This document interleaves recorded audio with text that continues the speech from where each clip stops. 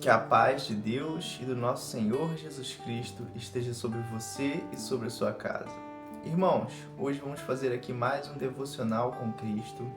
E eu vim falar para os irmãos aqui que hoje vamos ler aqui Mateus 4, antes de iniciar aqui a nossa oração da manhã.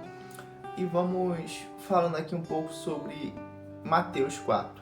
Vamos começar aí lendo o capítulo 4, versículo 4 de Mateus.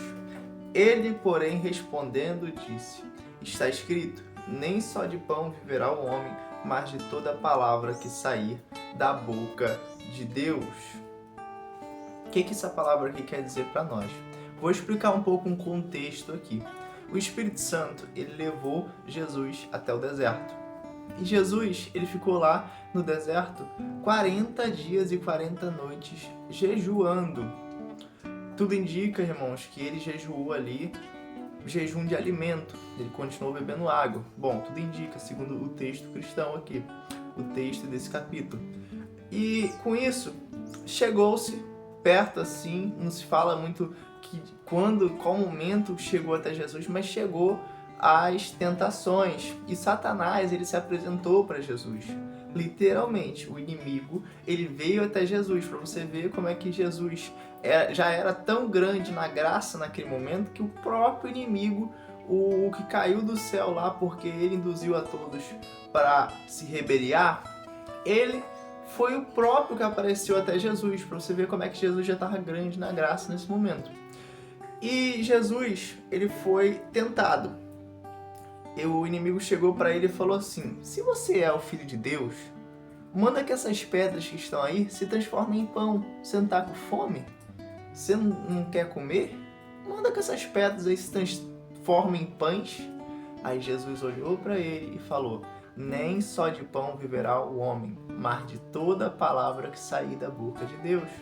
Então ele já foi tentado aí em qual parte da vida dele? Gula, fome, a parte ali que ele estava mais afligido. Imagina, 40 dias sem comer alimento algum, como é que tá a sua cabeça? Você mesmo faz um jejum aí, que eu sei que você faz, e já fica querendo comer, já fica com fome. Imagina Jesus que estava 40 dias aí no deserto sem comer alimento. Então, de fato, Jesus ele foi tentado nisso, e a tentação é grande, né? Só que o inimigo ele usou uma palavra aqui muito interessante. Se tu és o Filho de Deus, manda que essas pernas se tornem em pães. Se tu és o Filho de Deus. Se nós lermos aí Mateus 6, no último versículo está escrito assim: eis que uma voz dos céus dizia: este é meu Filho amado, em quem me comprazo. E se a palavra de Deus diz que este é meu Filho amado, em quem eu me comprazo, isso significa que Deus já tinha falado: você é meu filho, você é o Filho de Deus. Jesus, eu me comprazo em você, eu sinto prazer em você, porque você é o Filho de Deus, você é meu filho. Então Jesus já tinha afirmado para ele: você é o Filho de Deus. E o inimigo, ele vem para tentar botar dúvida, para tentar colocar espírito de confusão na tua mente. E ele falou: se você é o Filho de Deus, manda que essas pedras se transformem em pães. Só que ele não precisava provar nada, Jesus não precisava provar para o inimigo que ele realmente era o Filho de Deus, até porque o inimigo ele já sabia que ele era o Filho de Deus. Ele só queria colocar dúvidas na mente dele. Então nós podemos ver aí que o inimigo muitas das vezes vai tentar atuar na tua vida, te colocando dúvidas pensando: será que eu sou realmente o Filho de Deus? Será que eu sou realmente uma nova criatura?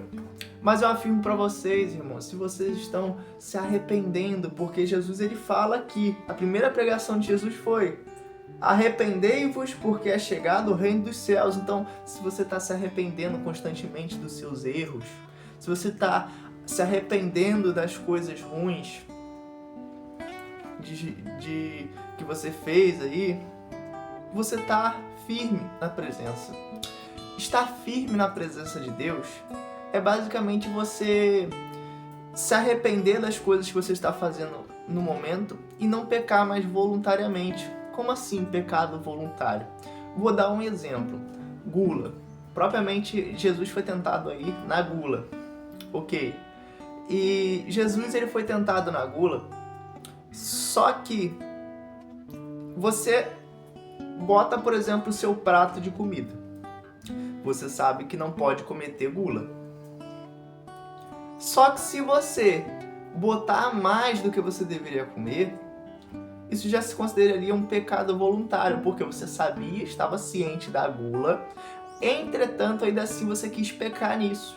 E os pecados voluntários, eles são terríveis, irmãos. Quem está em pecado voluntário, geralmente não pode nem subir mais no púlpito, porque literalmente está em pecado. Agora, se você está pecando aí sem querer, você está andando em santidade. Quem anda em santidade não é perfeito.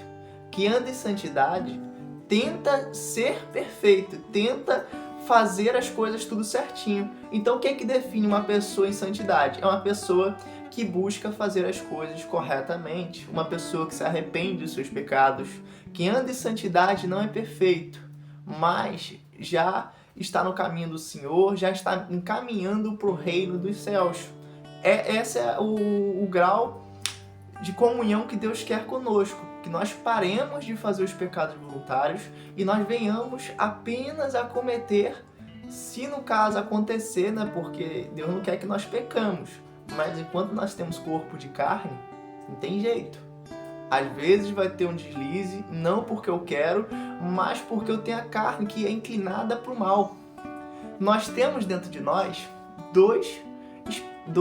um espírito, que é o Espírito bom, o Espírito Santo, e nós temos também a carne, que ela cobre todo esse espírito. O que vocês estão vendo aqui é minha carne. O que vocês estão vendo aqui, ó, minha mão, é a carne. E essa carne, ela vai contra o Espírito Santo. Os desejos carnais, as concupiscências da carne, ela vai contra os desejos do Espírito Santo. Então é uma luta constante, sabe? Entre a carne vencer e o Espírito Santo vencer. Mas qual que vai vencer? Aquele que você alimentar mais. Se você está preso em um pecado, o que eu indico você fazer? Como é que faz para sair desse pecado que eu estou cometendo há muito tempo? Fortalece mais o Espírito. Fortalece mais o Espírito e menos a carne. Vou dar um exemplo aqui de coisas que fortalecem o Espírito Santo e coisas que não fortalecem o Espírito Santo, que fortalecem a carne, porque é uma luta constante entre carne e espírito. E aquele que você alimentar mais vai ganhar. Se você está orando bastante, a oração, ela é uma coisa que fortalece o espírito. Se você está jejuando, uma coisa aí tremenda, irmãos. Quem jejua geralmente aí sobrepõe a carne de tal maneira que é incrível, incrível. Se você está orando, jejuando, entoando hinos ao Senhor, isso também fortalece o espírito. Deixa eu ver aqui também. Se você está renunciando, fortalece o espírito também. Se você faz essas 4 coisas aqui, ou até mais que 4 coisas boas perante o Senhor, isso fortalece o Espírito Santo. Agora, quando vou dar exemplos aqui, não quer dizer que você precisa cortar literalmente tudo 100%. Novela, se você ficar assistindo novela, muitas das vezes vai fortalecer a carne, porque muitas coisas que aparecem nesses TVs, nesses programas, elas são coisas concupiscências carnais, entendeu? Vai ter pensamentos ali que não vai de encontro com Deus, com os pensamentos que Deus quer que você tenha. Vou dar outro exemplo aqui. Você cometeu a gula, fortaleceu a carne, irmãos. Aí fica muito mais difícil você renunciar. Por quê? Porque você está em constante alimento da carne e constante detrimento do Espírito. Cada vez mais o Espírito Santo está se afastando de ti e aí vai ficar mais difícil você renunciar, mais difícil você orar. Não estou com vontade de orar. Não quero fortalecer o Espírito. Por mais que eu queira, parece ser uma coisa bonitinha, eu não quero fortalecer o Espírito Santo. Quero fortalecer a carne. O que eu faço? João, servo João, meu Deus, o que eu faço agora? Eu só quero fortalecer a carne. Eu não gosto de orar. O que eu aconselho para você? Ora. Ora para que Deus tire essa falta de desejo sua. Eu vou falar para vocês. A oração ela tem um efeito extraordinário. Porque toda vez que você ora, acontece. Se for da vontade de Deus, vai acontecer. Então, quando nós oramos, é para que aconteça. E se você não está com vontade de orar, ora para que você tenha vontade de orar. É até esquisito falar isso quase não é pregado. Mas é uma coisa que funciona comigo. Não tô com vontade de orar hoje. Eu não sou perfeito, irmão. Tem dia que eu não tô com vontade de orar mesmo. Mas se você pegar, dobrar os joelhos e falar, Senhor, vou orar bem pouquinho agora porque eu não tô com vontade de orar, mas coloca esse desejo, esse anseio no meu coração de orar, Pai, de jejuar, de ler mais a Tua Palavra. Deus vai colocar isso no teu coração, irmão. Então, tá fraco, quer fortalecer o espírito para que ele sobreponha a carne? Ora para que você consiga fortalecer o espírito. Ora para que você consiga orar. Ora para que você consiga ler a Bíblia. Essa é a palavra devocional que eu trago hoje. Tem muita coisa para falar aqui, só que senão eu vou ficar aqui falando 1 hora e hoje é só um devocional da manhã. Vamos lá agora orar. E eu peço para você que está aí, que pode fechar os seus olhos, feche os seus olhos e vamos fazer uma breve oração. Senhor, meu Deus, meu Pai, Deus Altíssimo, Pai Santo, aqui estamos, meu Senhor, mais um devocional da manhã, Pai, e eu peço para o Senhor, meu Pai, ilumina o nosso dia, a nossa caminhada, o nosso andar, Pai, não nos deixa cair em tentação, mas nos livra de todo mal, Pai. Senhor, eu peço para o Senhor, Pai, que essa obra venha crescer cada vez mais.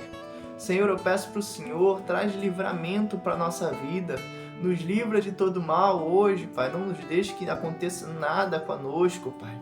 Pai, eu peço para o Senhor, Pai, toda doença, toda enfermidade que vem tentar assolar a gente, Pai, vai cortando, vai fazendo cair por terra, em nome de Jesus, Pai. Meu Senhor, eu peço para o Senhor, Pai, efetua a cura para os seus filhos amados, efetua, Pai, a conversão verdadeira e fiel para os seus filhos amados. Pai, que o Senhor venha fortalecer o nosso Espírito Santo hoje, Pai. Nós precisamos do Teu querer, da Tua vontade, então faz Sua vontade em nossa vida, Pai. Vai de conta com a vida da nossa família, nos ajuda, Pai. Faz essas pessoas se converterem, ficarem firmes diante de Ti. Ajuda com toda doença, toda enfermidade da nossa família, Pai, livrando eles de todo mal, Pai. Pai, não deixe que nada venha acontecer com a nossa família, Senhor. Pai, eu peço para o Senhor, meu Deus, que o Senhor venha cada vez mais nos ajudar a ter vontade de orar, ter vontade de ler. E que, Pai, se há uma ansiedade, uma depressão, uma angústia no nosso peito, Pai, vai tirando isso de nós, Pai, vai nos purificando, nos livrando de todo mal, vai removendo essa ansiedade, Pai, essa depressão que nos assola, vai removendo, ó Pai, toda a crise de pânico, tudo aquilo que não provém de Ti, Pai. Meu Senhor, eu peço para o Senhor, Pai, que cada vez mais o Senhor venha nos ajudar a ficar firme diante de Ti e que nós venhamos ser igual a Jesus, Pai. Ter a certeza que o Senhor está conosco, esteja conosco, seja conosco, melhora-nos cada dia mais, nos mostra aquilo que nós estamos errando, abre nossos olhos, ó Pai, nos faz enxergar, faz com que essa palavra que eu semeei aqui para os seus filhos, para mim mesmo também, venha frutificar no coração, Pai, que isso venha germinar. Pai, que essa palavra penetre no coração, Pai, e venha conseguir, ó Pai, permanecer em nós, porque nós necessitamos de Ti, Pai. Então fala cada vez mais conosco, nos enche cada vez mais do Seu Espírito Santo e cada vez mais nos capacita a andar contigo. Senhor, eu Te agradeço por tudo, muito obrigado por todo o resultado de oração e muito obrigado pela Tua presença, Senhor. Faz Sua vontade em nossa vida acima de todo pedido e toda oração. Em nome de Jesus Cristo, amém. Irmãos, é muito bom ter uma comunhão convosco aqui, esse horário da manhã. Eu te agradeço pela presença. Se puder, deixa um like e se inscreva para que esse trabalho venha crescer mais e ser mais divulgado para outras pessoas. Até o próximo devocional da manhã. Que a paz de Cristo esteja convosco. Eu agradeço a oportunidade.